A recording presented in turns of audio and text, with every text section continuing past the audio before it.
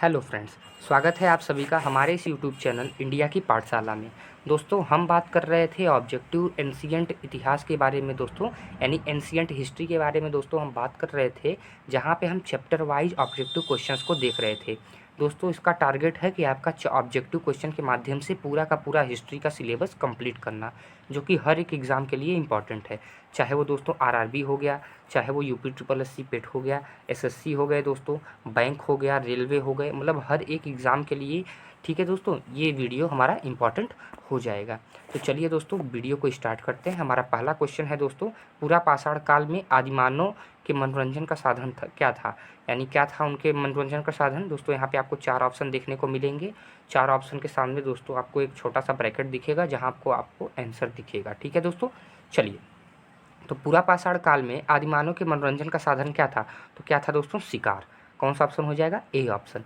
चलिए दोस्तों, सेकंड की बात करते हैं। तो नव पाषाण काल के लोगों द्वारा पाला गया प्रथम पशु क्या था, तो कौन सा था दोस्तों, कौन सा पाला गया था दोस्तों, भेड़ पाले गए थे। कौन से भेड़ पाले गए थे दोस्तों, जो ऊनी भेड़ होते हैं दोस्तों, वही पाले गए थे। ठीक है, चलिए आगे बात करते हैं दोस्तों। तो सबसे पहले कौन सा हड़प्पन कालीन स्थल खोजा गया था, तो कौन सा स्थल खोजा गया था दोस्तों, सबसे पहले हमें हड़प्पा देखने को मिल जाता है। ठीक है, इसीलिए इसे हड़प्पन सिविलाइजेशन नाम से भी जाना जाता है।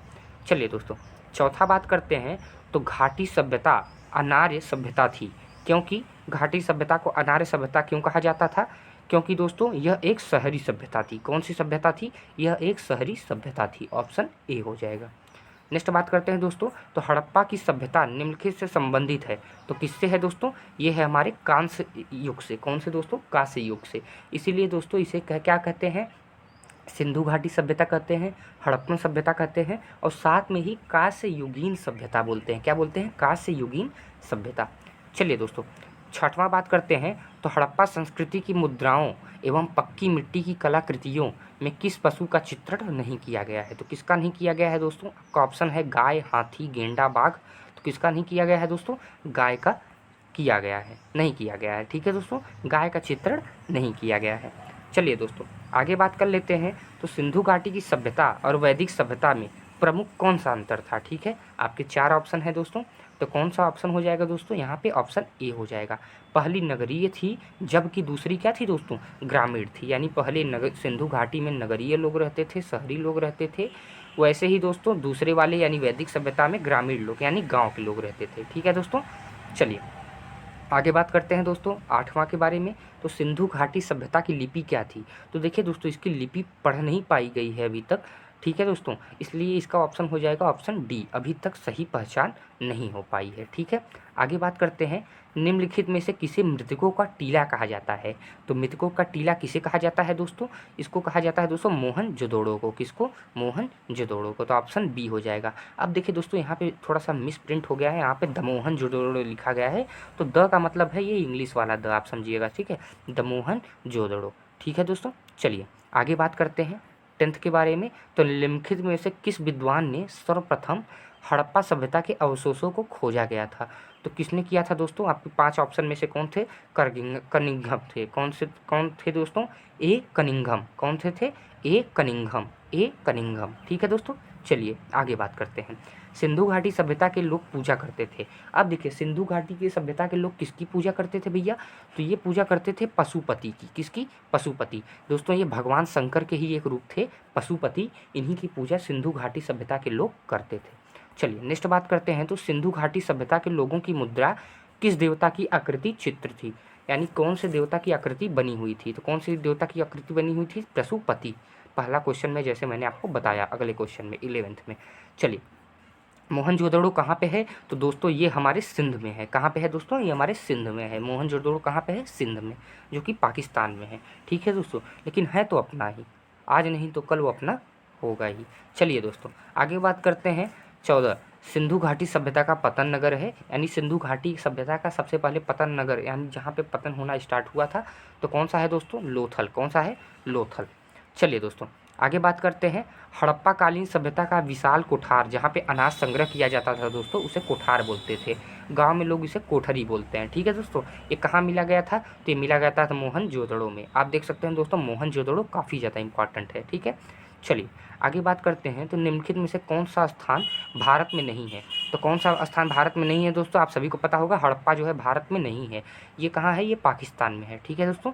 चलिए आगे बात करते हैं दोस्तों, अमरी जो हड़प्पा सभ्यता का एक स्थल है। ठीक है, हड़प्पा सभ्यता में एक जगह है दोस्तों जहाँ जिसका नाम क्या है? अमरी है। ठीक है, तो अमरी किस प्रांत में स्थित है दोस्तों? तो ये है हमारा सिंध प्रांत में। कहाँ है? सिंध प्रांत में।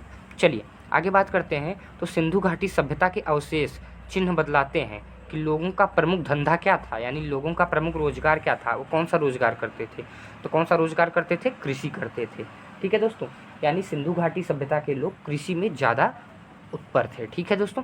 चलिए आगे बात करते हैं, तो हड़प्पा सभ्यता का कौन सा स्थल भारत में नहीं था? तो कौन सा नहीं है दोस्तों? बालाकोट। बालाकोट जो है भारत में नहीं है। ये कहाँ है? ये पाकिस्तान में आपको देखने को मिल जाता है। चलिए आगे बात करते हैं, तो इनमें से कौन एक हड़प्पा सभ्यता की पूर्वी सीमा का निर्धारण करता है? ठीक है दोस्तों, यानी हड़प्पा का पूर्वी सीमा कौन निर्धारण करता है दोस्तों? ये करता है हमारा आलमगीरपुर। कौन करता है दोस्तों? आलमगीरपुर। ठीक है। चलिए फिर बात करते हैं 21, तो हड़प्पा कालीन लोगों को किसकी जानकारी नहीं थी? यानी हड़प्पा काल के जो लोग थे दोस्तों, हड़प्पा निवासी थे दोस्तों, जो सिंधु घाटी सभ्यता थी, इंडस वैली सिविलाइजेशन, ठीक है, उनको किसकी जानकारी नहीं थी? तो उनको जानकारी नहीं थी दोस्तों लोहा की। किसकी? लोहा की। चलिए 22वां देख लेते हैं दोस्तों, तो सिंधु घाटी सभ्यता को आर्य पूर्व सभ्यता किसके प्रमाण मिलने के कारण कहा जाता है? तो आर्य पूर्व सभ्यता कहने का प्रमाण किस लिए कहा जाता है दोस्तों? बर्तन मिलने के कारण। देखिए बर्तन जब मिल गया तो इसे क्या कहा गया दोस्तों? आर्य पूर्व सभ्यता कहा गया। ठीक है। चलिए आगे बात करते हैं 23 नंबर, तो निम्नलिखित में से कौन सा कथन सिंधु घाटी सभ्यता के से संबंधित नहीं है? यानी निम्नलिखित में से कौन सा कथन सिंधु घाटी सभ्यता के संबंध में नहीं है? ठीक है, संबंध में क्या है? सही है।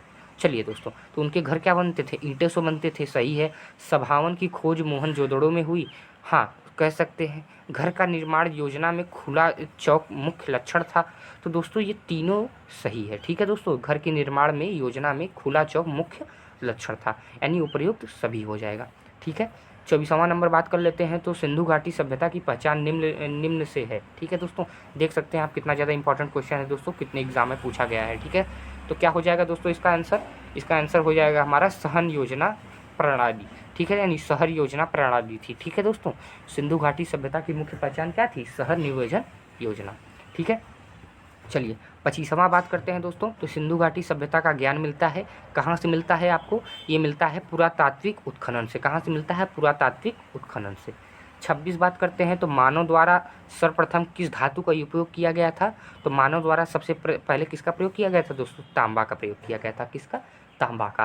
तो दोस्तों ये था हमारा सिंधु घाटी सभ्यता से और पाषाण काल से क्वेश्चन दोस्तों। इसके बाद हम वैदिक सभ्यता के बारे में बात करेंगे दोस्तों। ये सभी एग्ज़ाम के लिए इंपॉर्टेंट है। हिस्ट्री आपकी जहाँ भी पूछी जाती है उन सब के लिए इंपॉर्टेंट है। अगर ये सारा सीरीज आप कर लेते हैं तो मैं आपको 100% सफलता की गारंटी देता हूँ। ठीक है दोस्तों। चलिए अगर वीडियो पसंद आया तो वीडियो को प्लीज़ लाइक करें, चैनल पर नए हो तो चैनल को प्लीज़ सब्सक्राइब करें और ज़्यादा से ज़्यादा लोगों तक मेरे चैनल को पहुँचाएँ, क्योंकि मेरा चैनल दोस्तों अभी नया है, इसलिए आप सभी के साथ की बहुत ज़रूरत है और आप सभी के साथ की दोस्तों हमेशा ज़रूरत पड़ेगी। चलिए मिलते हैं आपसे नेक्स्ट वीडियो में, तब तक के लिए जय हिंद, जय भारत।